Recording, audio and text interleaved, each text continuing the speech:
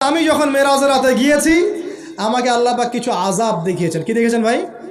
আমরা দোয়া করি আল্লাহ পাক এই আযাবগুলো থেকে আমাদেরকে বাঁচান এবং যে পাপের কারণে এই আযাব হয় সে পাপ থেকে আমাদেরকে বাঁচান। বলেন আমিন। আর একটা কথা বলে রাখি, যেহেতু নবীকে এই আযাবগুলো দেখানো হয়েছে, অন্য কোনো নবীকে কিন্তু দেখানো হয় নাই। কাকে দেখানো হয়েছে? আমাদের নবীকে। তার মানে এই পাপগুলো এবং এই আযাব আমাদের উম্মতের মধ্যেই বেশি থাকবে। বুঝতে পারছেন না মনে হয়? এই আযাব এবং পাপগুলো কি অন্য কোনো নবীকে দেখানো হয়েছে?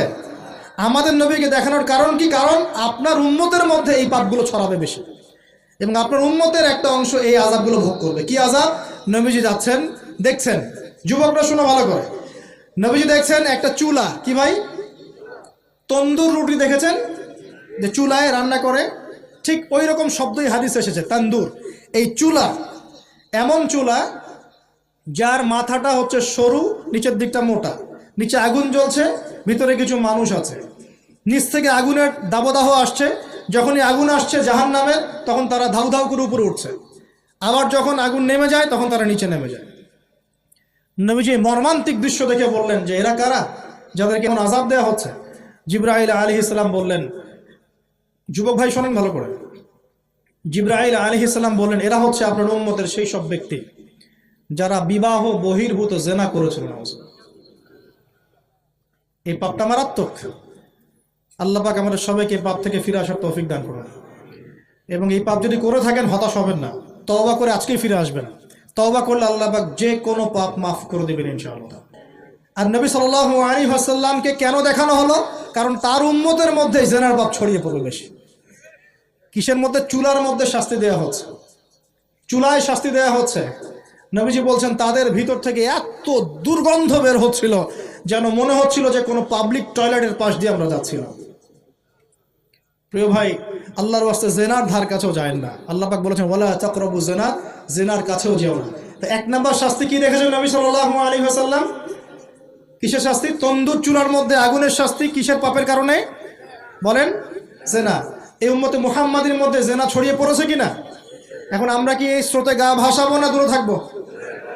আমরা হালাল উপার্জনের সোর্স তৈরি করব, করে হালাল বিয়ে করবো ইনশাআল্লাহ।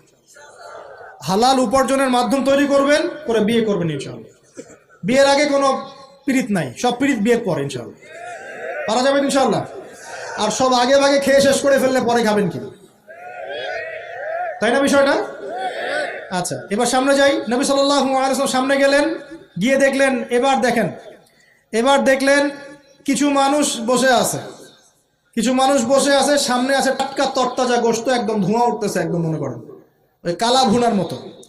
আর পাশে রাখা আছে পচা নোংরা আবর্জনাময় গোশত।